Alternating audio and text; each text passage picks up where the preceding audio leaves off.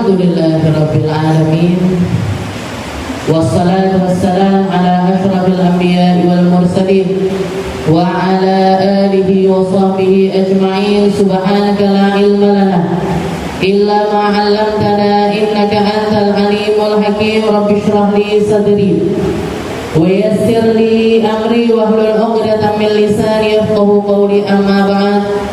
Allahumma barik lana fi Rajab wa Sya'ban wa ballighna Ramadan wa ballighna Ramadan wa ballighna Ramadan wa 'inna 'ala siyam wal qiyam wa qiraatil Qur'an wa qanni'na bil yasiri minal manam. Alhamdulillah, segala puji bagi Allah Subhanahu wa taala yang menjadikan kita hamba-hamba pilihannya, yang menjadikan kita orang-orang yang masuk di dalam naungannya, yang menjadikan kita memiliki tanda-tanda pujian yang selalu dipujikan oleh Allah Ta'ala untuk orang-orang semacam kalian, di mana Nabi kita Nabi Muhammad SAW mengatakan, man salaka tariqan yaltamisu fihi ilman sahhalallahu lahu tariqan ilal jannah.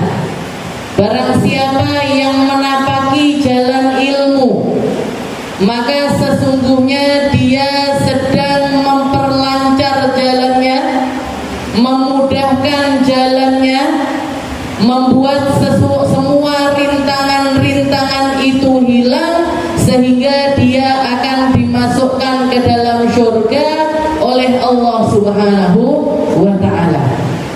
Ini pujiannya Nabi untuk para pencari ilmu.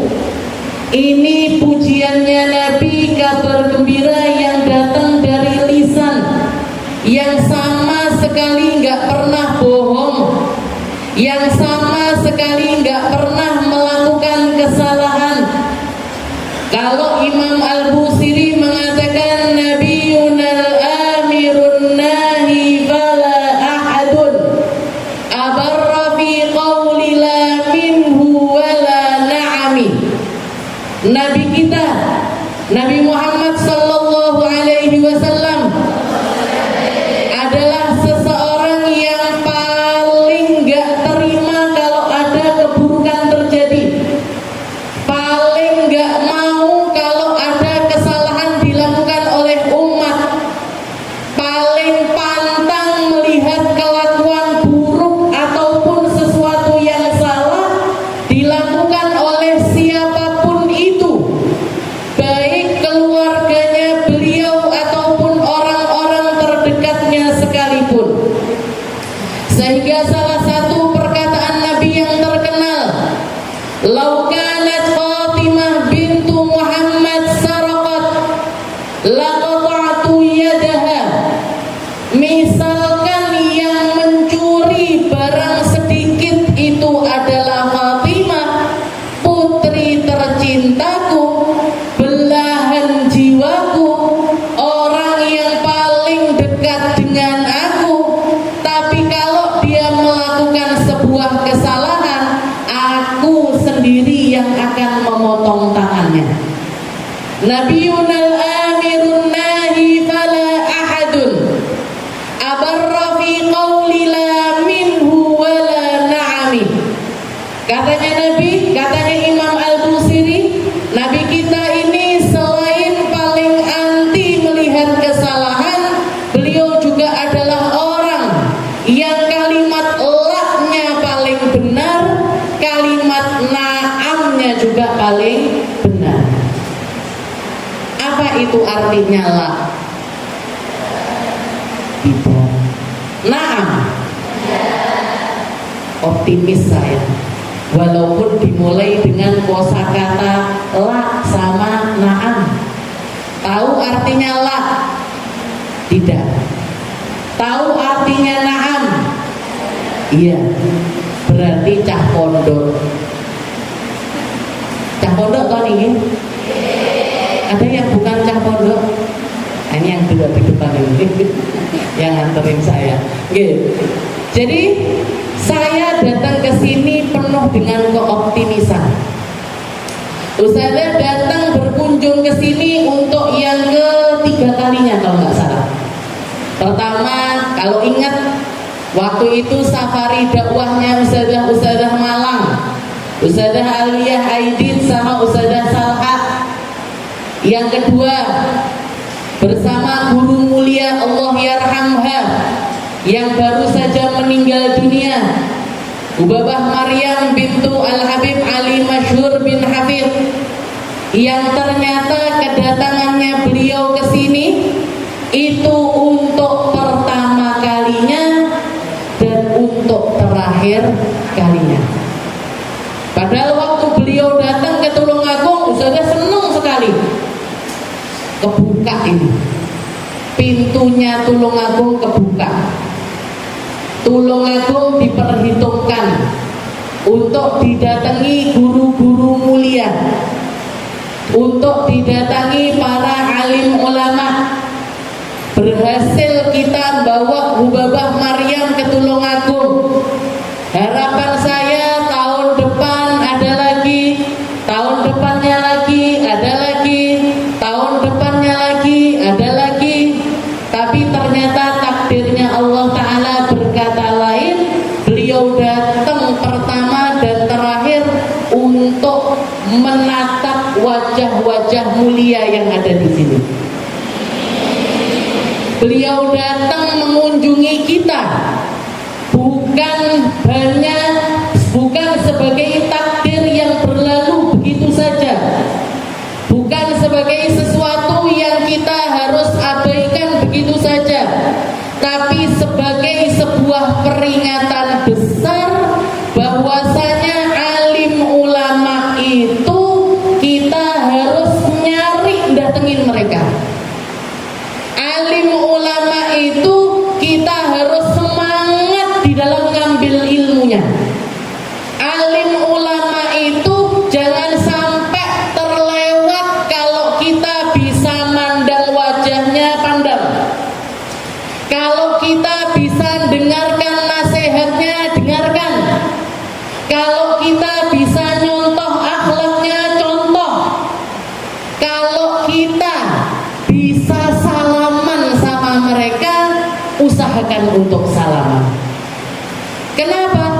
Karena yang semacam ini adalah nikmat besar dari Allah Ta'ala, karunia besar dari Allah Ta'ala, dan kita mungkin kesulitan untuk mengulanginya. Seperti yang terjadi sama Ubabah Maryam. Beliau faqihah, beliau adalah seorang ahli fikih perempuan di Hadramut yang banyak ngajarin musola-musola kecil, yang banyak ngajarin madrasah-madrasah di sekitaran Tarim, yang banyak sekali berdakwah di hari-hari beliau, utamanya dalam hal keperempuanan. Beliau yang latih orang-orang nyolat, mandikan jenazah.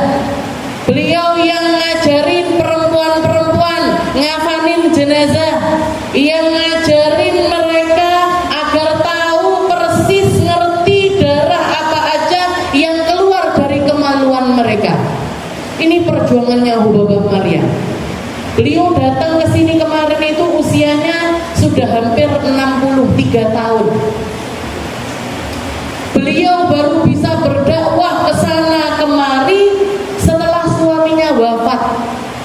Dulunya ketika suaminya masih ada, beliau ngajar, tetap semangat di dalam berdakwah, tetap semangat untuk nyambung lisannya Rasulullah, tapi di sekitarannya Hadramut saja, di sekitarannya area Tarim aja, nggak sampai ke tempat jauh-jauh. Begitu beliau punya kesempatan, istilahnya masa khidmahnya kepada suami selesai, maka seluruh hidupnya didedikasikan dalam perkara ilmu.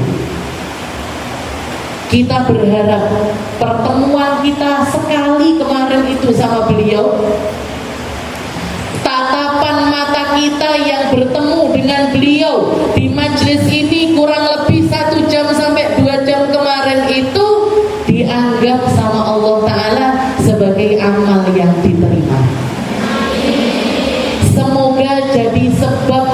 utuhnya kita semua.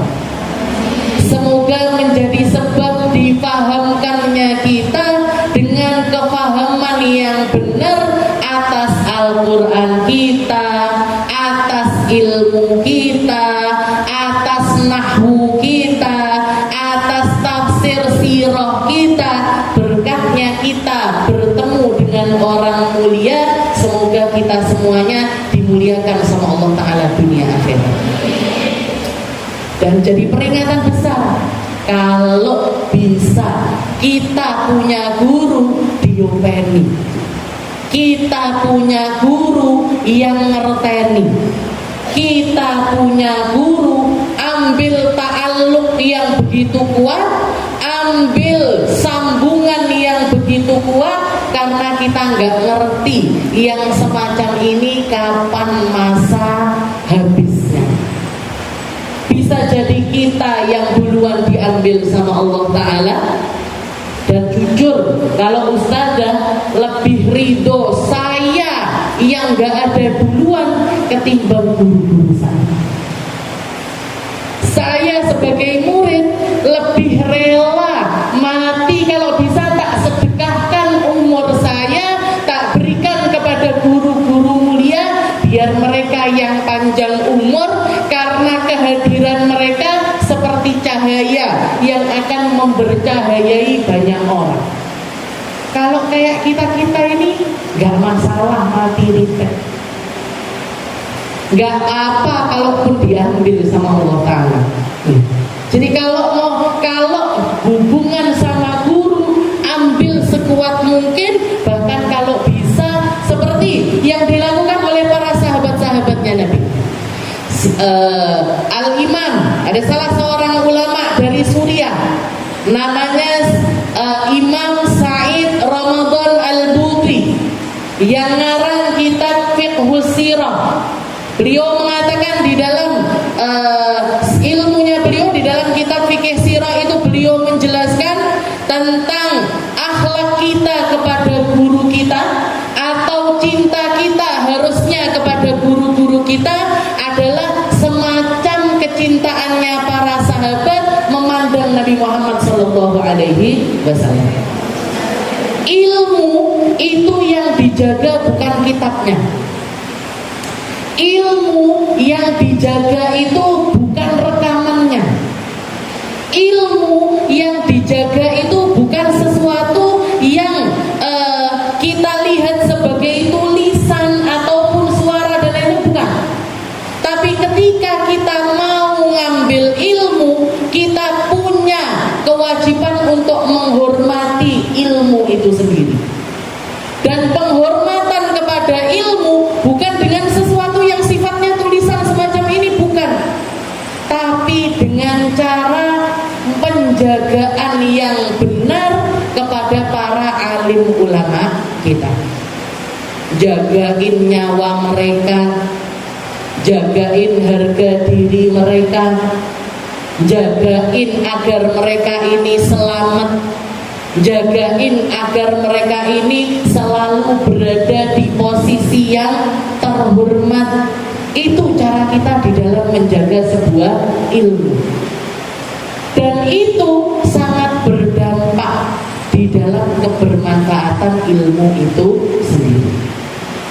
Ustazah tadi bilang, Ustazah datang ke pondok pesantren, ketemu sama anak murid, ketemu sama santri sekitar 200-300an orang mungkin yang ada di sini, dengan optimisme yang kuat.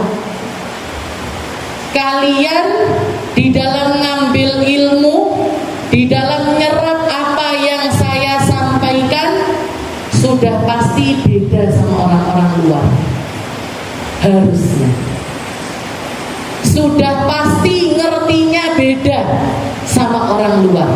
Harusnya sudah pasti jagainnya harus beda sama orang-orang luar.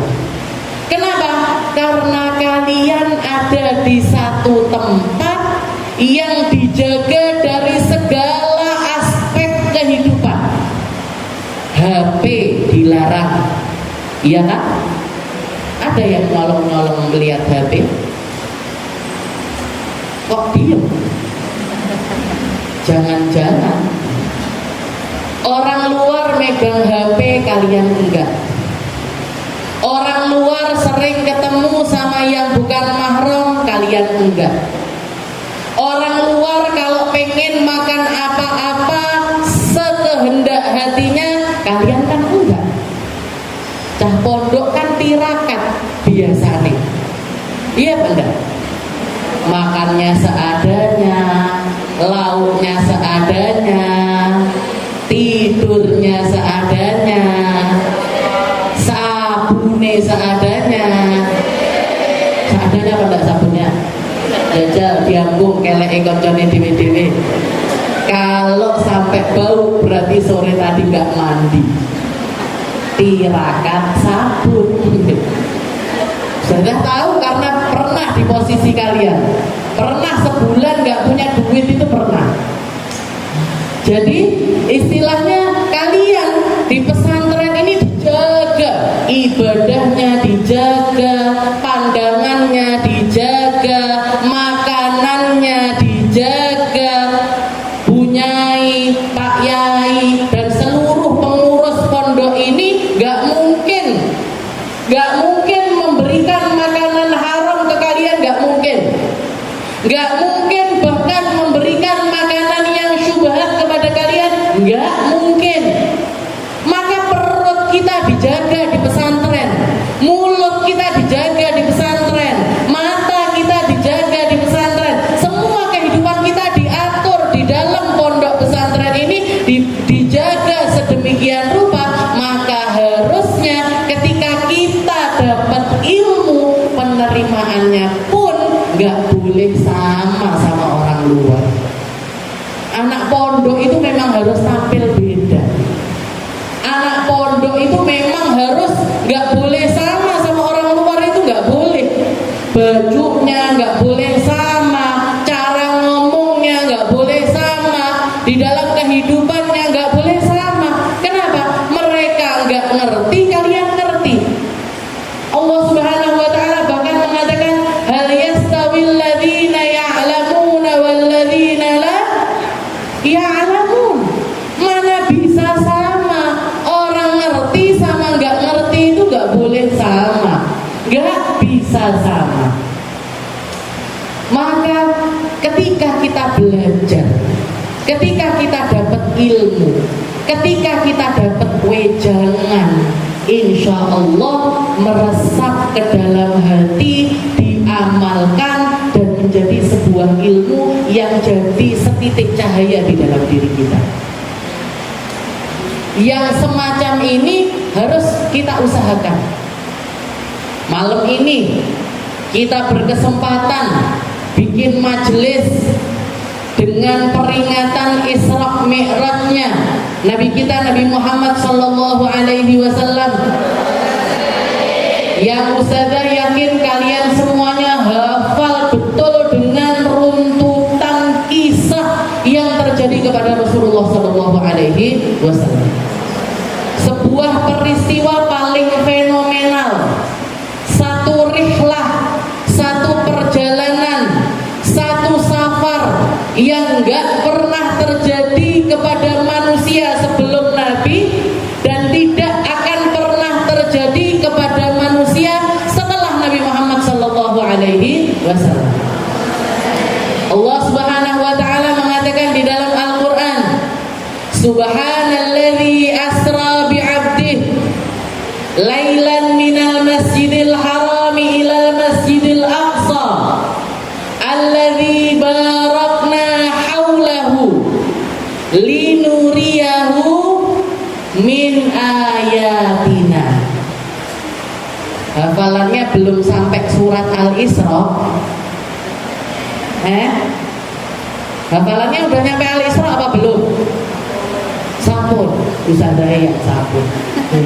Ini anak murid ini sudah ada yang khatam, sudah ada banyak. Di dalam pembukaan surat Al-Isra Allah Subhanahu wa taala menceritakan, makanya para ulama sepakat percaya dengan Isra itu sebuah kewajiban i'tiqadi, harus yang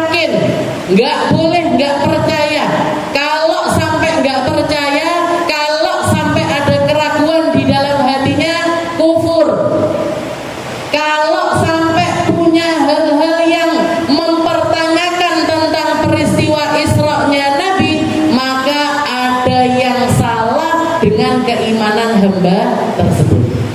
Kenapa? Karena dalilnya qat'i, tertulis di dalam Al-Quran, sebuah dalil yang enggak bisa dipungkiri dengan apapun juga. Allah Ta'ala mengatakan subhanalladzi asra bi'abdi, maha suci Allah yang memperjalankan hambanya. Jadi Nabi Muhammad itu bukan jalan sendiri, enggak, tapi diundang, difasilitasi, dikasih, ditanggung semua apa yang menjadi kebutuhannya Nabi, dijamin selamat berangkat sampai pulangnya sama Allah Subhanahu wa ta'ala. Subhanalladzi asra. Asra itu artinya adalah jalan di malam hari. Sebuah perjalanan malam. Nabi Muhammad diperjalankan di malam hari, dimulai dari Masjidil Haram ke Masjidil Aqsa. Alladzi barakna haulahu. Bukan cuma perjalanan dari Masjidil Haram ke Masjidil Aqsa, dari Masjidil Aqsa ke Sidratul Muntaha, tidak, tapi di dalam perjalanan itu masih ada perjalanan-perjalanan tambahan, masih ada kunjungan-kunjungan tambahan yang kesemuanya diliputi dengan berkah dari Allah Subhanahu wa ta'ala. Untuk apa gunanya perjalanan tersebut? Linuriyahu min ayatina, agar keimanannya Nabi ini benar-benar menjadi keimanan, keyakinan yang ainul yakin. Keyakinan itu ada 3 macam tingkatan. Ada yang namanya ilmul yakin, kayak imannya kita semua. Kita baca Al-Quran, diceritakan surga, kita percaya sama surga, kita yakin dengan adanya surga. Keyakinan kita levelnya apa? Levelnya ilmul yakin. Sebuah keyakinan yang kita yakini lewat jalur ilmu.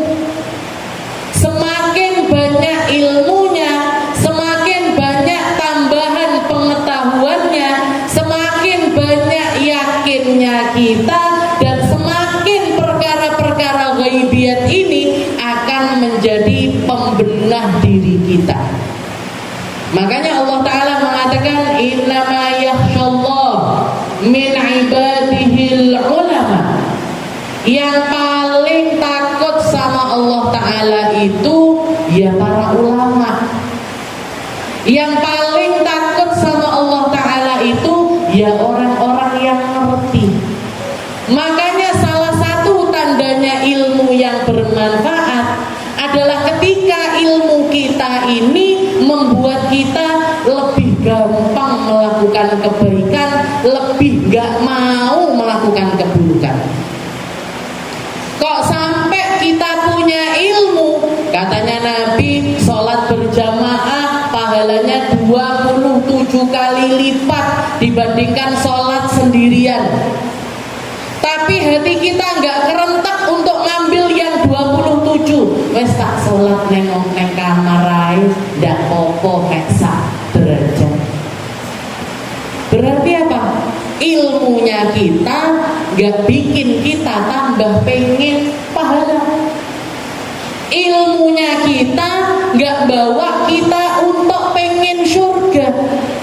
Ilmunya kita nggak pingin kita membuat, nggak bikin kita ini greget di dalam melakukan kebaikan, nggak antusias melakukan kebaikan. Tandanya apa? Ada yang salah di dalam penerimaan ilmu kita.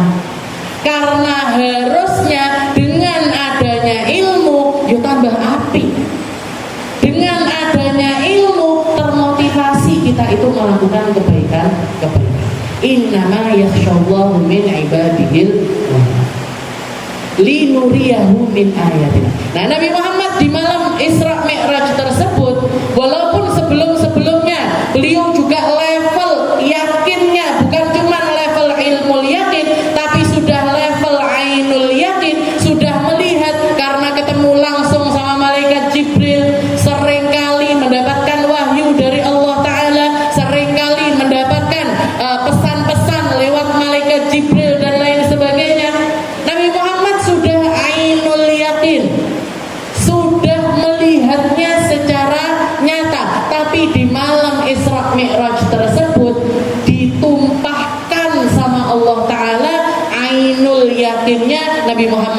Sallallahu Alaihi Wasallam.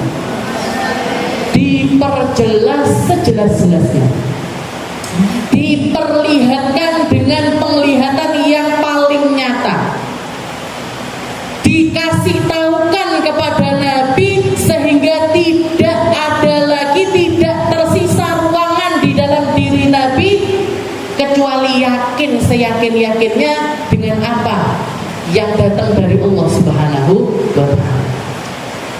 Seperti yang kita tahu semuanya, Nabi Muhammad berangkat dari rumahnya seorang perempuan namanya Ummu Hani. Itu adalah sepupunya Rasulullah Sallallahu Alaihi Wasallam. Nabi Muhammad malam itu memilih untuk nginep di rumahnya Ummu Hani. Beliau berangkat dari rumahnya Sayyidah Ummu Hani, berangkat, dipanggil, dijemput sama malaikat Jibril untuk dibawa ke hadapan Ka'bah. Di depan Ka'bah, di depan Hijri Ismail, Nabi Muhammad diterlentangkan sama malaikat Jibril, dibelah dadanya, diambil sesuatu dari dalam dada Nabi, dicuci pakai air Zam-Zam, dikembalikan lagi, diusap sama malaikat Jibril, kembali seperti sedia kala. Sebelum Rasulullah melakukan perjalanan Isra Mi'raj, dicuci dulu keadaan dirinya sama malaikat Jibril. Atas perintah siapa? Atas perintah Allah Subhanahu wa Ta'ala. Dari sini pun kita juga belajar. Dari sini pun juga menjadi peringatan bagi kita bahwasanya syariat, bahwasanya keimanan, bahwasanya ilmu yang datang dari Allah Ta'ala itu harus disesuaikan dengan tempatnya. Kalau hatinya nggak benar, niatnya nggak benar, tujuannya nggak benar, ini seringkali ilmu itu mental dari diri hati orang-orang yang semacam ini. Dicuci Nabi Muhammad di dalam dirinya. Malaikat Jibril waktu itu mengatakan kepada Nabi Muhammad, "Ya Muhammad, hadza hadduka minasyaiton." Wahai Muhammad, ini jatah setan yang biasanya selalu ada di dalam diri setiap manusia. Tempatnya setan di dalam dirimu, saya ambil, saya bersihkan, saya kembalikan lagi, maka tidak ada jalan sama sekali untuk setan masuk ke dalam diri. Kita enggak dibelah dadanya sama malaikat Jibril. Ada yang dibelah dadanya? Hah? Mau dibelah dadanya? Mau? Tak celok medis ngeluh malah nggak bisa tanggung jawab, mungkin bisa belerek, nggak bisa balik nih. Jadi dikatakan di sini jadi peringatan bagi kita, bahwasanya orang sebelum menerima sesuatu, sebelum dapat cahayanya Allah Ta'ala, Nabi Muhammad kan mengatakan al-ilmu nurun, ilmu itu cahaya. Kalau Imam Waqi mengatakan, makanya diabadikan sama Imam Syafi'i, di dalam qasidahnya beliau ketika beliau merasa ada yang salah di dalam hafalannya, katanya Imam Syafi'i, syakautu ila Waqi su'a hifdi. Saya ngadu sama guru saya namanya Imam Waqi. Kenapa hafalan saya ini kok sulit? Katanya guru saya Imam Waqi mengatakan, fa'arsyadani ila tarkil ma'asi. Yang beliau wasiatkan adalah tinggalkan keburukan, tinggalkan maksiat, jangan kasih kesempatan keburukan hadir di dalam dirimu. Fa'inna ilma karena sesungguhnya ilmunya Allah Ta'ala itu adalah cahaya, wa nurullah la yu'ta li'asin. Sedangkan cahayanya Allah gak mungkin masuk ke dalam hati yang gelap, gak mungkin masuk ke dalam hati yang gak benar. Makanya ketika kita melangkah pertama kali mau ngaji, mau mondok, mau hafal Quran, mau belajar ilmu agama apapun itu, atine kudu diresiki, hatinya harus dibersihkan. Gimana caranya bersihin Ustazah? bikafratis sholati wa ta'ati, dengan melibas keburukan diganti dengan kebaikan, dengan meminimalisir hal-hal yang gak benar kita ganti dengan ketaatan kepada Allah Subhanahu wa ta'ala. Di dalam mukaddimahnya kitab Zubat pun, ketika kalau ada yang ngafalin Zubat, matan paling terkenal dalam ilmu fikih, dikatakan di awal di mukaddimah itu sang pengarang mengatakan, memberikan wejangan, memberikan wasiat kepada kita, fakun, jadilah kalian itu orang-orang minal imani fi mazidin, yang di dalam keimanan itu nambahnya itu terus-terusan. Iman hadir di dalam diri kita itu harus setiap hari. Tambahan iman datang ke dalam diri kita ini harus dirutinkan, harus diistiqomahkan. Itu yang pengurus, itu yang bunyai, itu yang Pak Yai ingin kalian ini ada di dalam lingkaran tersebut. Maka disetellah hari-hari kalian, dibuka dengan tahajud, dibuka dengan doa-doa tengah malam, habis itu subuh, sholat subuh jamaahan, wirid habis subuh, taklim habis subuh, setoran hafalan habis subuh, habis itu sekolah, duhur, nanti ada wirid duhur, nanti ada sholat jamaahan dan lain sebagainya. Ini kenapa ini kok kita di rolling dengan kehidupan yang semacam ini? Kenapa kok kita disetting hidup kita semacam ini di pesantren? Kenapa? Agar iman kita itu nambah setiap hari. Fakun minal imani fi mazidin wa fi safa'il qalbi, dan untuk pembersihan hati kita, kita harus selalu memperbaharuinya. Wa fi safa'il qalbi dzata tajdidin, jadi selalu diperbaiki. Ada yang tadi saya sempat ribah sama orang, sempat ngomongin temen yang ini, langsung disamperin, langsung didatengin, langsung kita selesaikan urusan kita dengan dia, maaf-maafan, sehingga apa? Sehingga hati kita bersih lagi. Dulu saya di pesantren di Dalwa, guru saya namanya Habib Segaf Baharul. Habib Segaf itu sama murid-muridnya seringkali bikin mujahadah, seringkali bikin challenge. Katanya beliau, kita murid-muridnya ini suruh menyebutkan satu persatu. Aminah, siapa teman yang paling kamu benci di pesantren ini? Siapa? Kamu siapa? Kamu siapa? Kamu siapa? Suruh nyebutin satu-satu.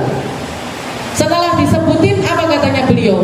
Besok pagi-pagi kalian mandi, ganti baju yang bagus, jilbabnya dirapikan, bedaan yang cantik. Dulu zamannya Ustazah nggak kenal skincare.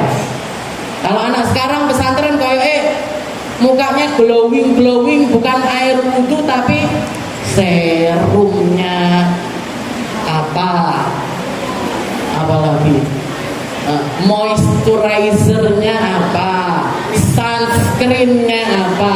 Dulu itu nggak kenal yang kayak gitu-gitu. Mentok kalau pengen seger habis mandi, bedak bayi, plek. Katanya setika gitu, pakai jilbab yang rapi, pakai baju yang paling bagus, habis mandi pakai parfum, nah, terus pakai bedak yang cantik, datengin temenmu yang paling kamu benci itu. Ngapain Ustaz? Bawakan kopi panas-panas. Kalau bisa beli gorengan, beli gorengan. Kalau bisa ngasih hadiah, kasih hadiah. Sama orang yang paling kita benci. Karena kalau di pesantren itu kan masalahnya kan kecil-kecil sebenarnya. Antrian kamar mandi diserobot, iya kan? Jilbabnya digosok, sandali mbuh ilang nang endi, gayungnya disuntak orang, jemurannya digeser koncone. Tahu saya.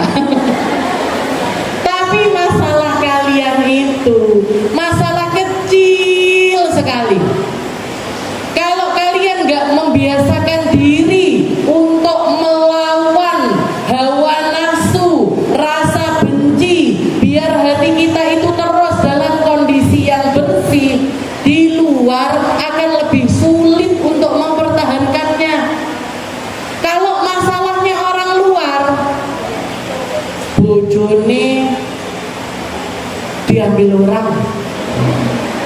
Bukan sandal yang hilang, suami yang hilang. Belum lagi perebutan warisan. Saudara kandung yang keluar dari rahim yang sama memilih untuk tidak sapa-sapaan bertahun-tahun. Ini kan sulit banget buat beresin hati dengan masalah-masalah yang sebesar itu. Makanya di pesantren kalian dituntut untuk mandiri dengan berbagai macam masalah-masalah kecil itu. Buat apa? Buat belajar. Belajar selalu mengkondisikan hati dalam keadaan bersih. Seperti yang diwasiatkan sama Nabi Muhammad SAW kepada Sayyidina Anas bin Malik. Waktu itu umurnya masih 7 tahun, 8 tahun. Katanya Nabi Muhammad, beliau mengatakan kepada Sayyidina Anas, "Ya Anas, ihfadillah yahfaduk." Wahai Anas, jagain Allah Ta'ala di dalam dirimu, Allah Ta'ala akan menjaga kamu.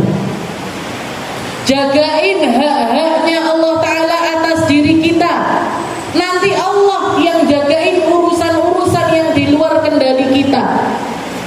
Jagain aturan-aturannya Allah Ta'ala agar selalu hadir di dalam kehidupan kita. Nanti Allah Ta'ala memuluskan jalan kita menuju surga. Ihfadillah yahfaduk. Ihfadillah tajidhu tujahak.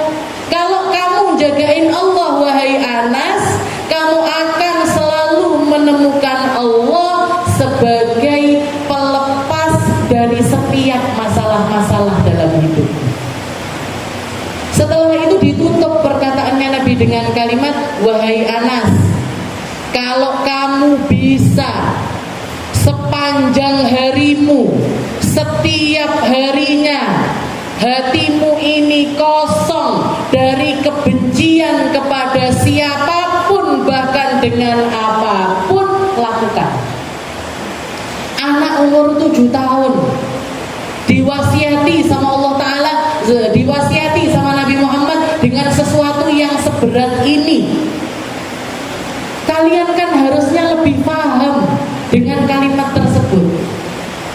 Jadi beresin hati, benerin keadaan hati, itu harus menjadi sesuatu yang rutin kita lakukan.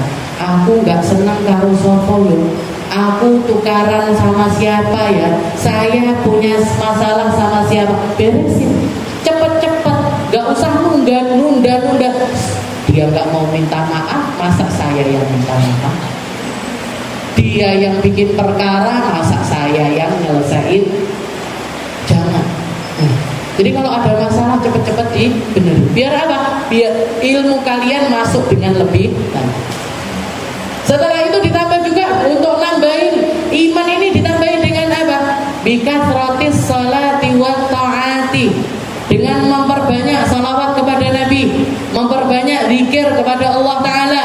Salat itu secara bahasa ad-du'a bil khair, doa yang baik. Jadi ketika kita berdoa, ketika kita nyambung hatinya sama Allah Ta'ala, maka kita bisa dikatakan sebagai orang yang sholat. Itu secara bahasa. Walaupun secara syariat, para ulama mengatakan di dalam ilmu fikih yang namanya sholat adalah aqwalun wa af'alun muftatihatun bit takbir wa muhtatimatun bit taslimi ghaliban, adalah rangkaian dari bacaan-bacaan ditambah dengan gerakan-gerakan, dibuka dengan takbiratul ihram, diakhiri dengan salam. Biasanya sholat semacam itu. Bikathratis sholati wa ta'ati wa tarku ma linnafsi min syahwati. Katanya Imam Az-Zubat, di dalam Zubatnya dikatakan caranya kita beresin hati ini dengan menyibukkan diri melakukan kebaikan, juga meninggalkan berbagai macam maksiat, berbagai macam hal-hal yang nuruti hawa nafsu. Kalian gampang untuk gak nuruti hawa nafsu di pesantren, itu gampang. Kenapa? Ya karena semuanya serba terbatas. Pengen makan soto, tiba-tiba lawe tahu tempe. Oh enak-enak ya makannya. Katanya Ustazah makanannya enak-enak. Bakso, apa nih? Soto, rawon, surga ini namanya. Zamannya Ustazah, pondok pesantren itu setiap pagi sarapan Ustazah di pondok pesantren itu 10 tahun. 2 tahunnya di Hadramut, 8 tahunnya di Dalwa. 8 tahun di Dalwa itu, 8 tahun di Dalwa itu setiap sarapan menunya nggak pernah ganti. Tempe sepotong sama mie. Kadang dibumboni, kadang nggak dibumboni. Kadang digoreng, kadang direbus. Tempenya bukan mie-nya. Kalau mie mesti direbus, tempenya ini direbus. Pernah 1 bulan full menunya mie sama tempe rebus. Sampai kita protes ke dapur. Ini kok tempenya nggak digoreng, ini kenapa? Sebulan makan rebusan terus kenapa? Katanya yang tim dapur, katanya Musaid yang di dapur. Iya, kita tim dapur nggak ada yang berani datengin Abu Yazid karena yang tukang nagih-nagih tanggungannya pondok ini sudah ngantri, jadi nggak bisa beli minyak selama 1 bulan. Jadi pas hari pertama keluar tempe goreng itu senengnya luar biasa. Tempe goreng. Nah, kita anak pesantren kayak gitu, tirakat kudune. Tapi nggak apa-apa, disyukuri. Kalian jadi pesantren zaman now. Jadi pesantren zaman sekarang ini makan enak nggak apa-apa. Nah, berarti apa? Mujahadahnya harus lebih. Ya, mujahadahnya harus lebih. Kok panjang ini? Sudah 40 menit. Nah ini tadi. Ya. Jadi pertama yang Ustazah pengen kalian di pesantren ini niatnya harus benar. Jangan sampai ada kata-kata saya mondok karena dipaksa orang tua. Jangan. Saya mondok karena nilai saya nggak keterima di sekolah luar. Jangan. Saya mondok karena sesuatu yang nggak bisa selain di sini. Jangan. Dibenak nih niatnya, diluruskan niatnya, diberesin tujuannya biar semuanya itu nyambungnya kepada Allah Subhanahu Wa Taala. Karena amal apapun kalau nggak lillahi ta'ala gak akan nyampe kepada Allah. Innamal a'malu amal semuanya tergantung niat. Dan amal terbesarnya seorang anak santri ya talabul ilm. Kalian ketika belajar pahalanya melebihi sholat. Kalian ketika belajar pahalanya melebihi puasa. Kalian ketika belajar pahalanya melebihi sedekah. Kalian ketika belajar pahalanya lebih daripada amal-amal ibadah semacam ini, lebih di atas itu semuanya. Karena ilmu itu sesuatu yang gak ada nilainya, gak bisa dinilai dengan harganya mahal sekali. Maka ketika kita berada di dalam lingkungan ilmu, niat ini harus menjadi sesuatu yang jadi prioritas. Kalau perlu ditulis, ya Allah, saya mondok tujuan pertama Bismillah untuk nyenengin orang tua. 2, biar masuk surga. 3, biar dapat ilmu yang manfaat. 4, biar punya guru yang benahin keadaan diri saya. 5, jihad di jalannya Allah Ta'ala. 6, tulis kalau bisa sampai 70. Nanti setorkan ke Ustazah Fatimah. Satu anak harus punya niat 70 macam untuk masuk pesantren, dan semuanya harus niat-niat yang baik. Niat meninggalkan maksiat, niat mandang yang baik-baik, niat banyakin sujud, niat banyakin zikir sama Allah Ta'ala. Karena saya yakin zikirnya kalian paling banyak di pesantren. Sholatnya kalian paling banyak ya di pesantren. Neng omah ditinggal semua. Ya enggak Ustazah, tapi 5 waktu aja. Ya, muka-muka sama Allah Ta'ala dikasih ilmu yang manfaat, dikasih ilmu yang berkah, dikasih ilmu yang bawa kita ke surga, dikasih ilmu yang benahi keadaan ruh kita, dikasih ilmu yang akan mengangkat derajat kita, orang tua kita, kakek nenek kita, anak-anak kita nantinya. Insya Allah semua